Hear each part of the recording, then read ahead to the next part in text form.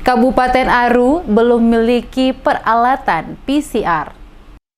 Ketua Satgas COVID-19 Provinsi Maluku Kasrul Selang menyoroti Kabupaten Aru belum memiliki alat tes polymerase chain reaction atau PCR untuk mempercepat pemeriksaan COVID-19 bagi masyarakat. Dikatakannya selama ini Satgas COVID-19 maupun tenaga medis di Kabupaten Aru mengandalkan rapid test antigen sebagai salah satu tes yang bisa digunakan untuk mendeteksi virus corona. Kasrul mengatakan pengecekan menggunakan metode rapid test antigen dapat digunakan mengingat tingkat keakuratannya cukup tinggi untuk mendeteksi apakah seseorang terpapar virus atau tidak. Bagi daerah yang belum memiliki mesin PCR bisa menggunakan metode rapid test antigen. Kasrul Selang yang juga Sekda Provinsi Maluku ini mengakui tingginya kasus terkonfirmasi COVID-19 di Aru diperoleh dari hasil rapid test antigen. Dijelaskan bahwa dalam prakteknya, jika kedapatan warga yang hasil rapid test antigennya terdeteksi positif virus, oleh Satgas langsung diambil untuk menjalani karantina atau isolasi mandiri tanpa dibawa ke rumah sakit.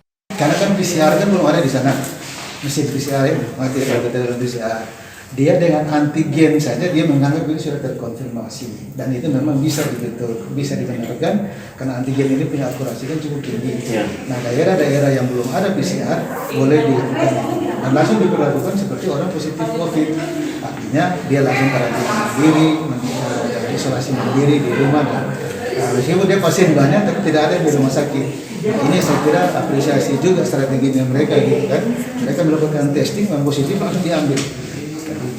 Kasrul juga mengimbau masyarakat di daerah ini untuk tetap menyesuaikan kondisi faktual di lingkungannya masing-masing. Himbauan ini penting bagi masyarakat untuk mengetahui risiko penularan di wilayahnya. Menurut Kasrul, andai kawasan tempat tinggal masuk kategori penularan tinggi, maka masyarakat tetap mematuhi prokes yang dianjurkan pemerintah. Begitupun dengan capaian vaksinasi harus ditingkatkan. Diketahui hingga saat ini, sesuai data terupdate Satgas COVID-19 Provinsi Maluku per tanggal 28 Juni, total kasus terkonfirmasi COVID-19 tercatat sebanyak 8.466 kasus. Kenaikan ini karena adanya tambahan 119 kasus. Tambahan diantaranya berasal dari Kota Ambon, 111 kasus, 1 orang diantaranya meninggal dunia. Kabupaten Maluku Tengah 6 kasus, Kabupaten Buru Selatan dan Kabupaten Kepulauan Tanimbar masing-masing 1 kasus. Jumlah pasien sembuh bertambah 1 orang, sehingga total sembuh sebanyak 7.698 orang, sedangkan kasus meninggal 140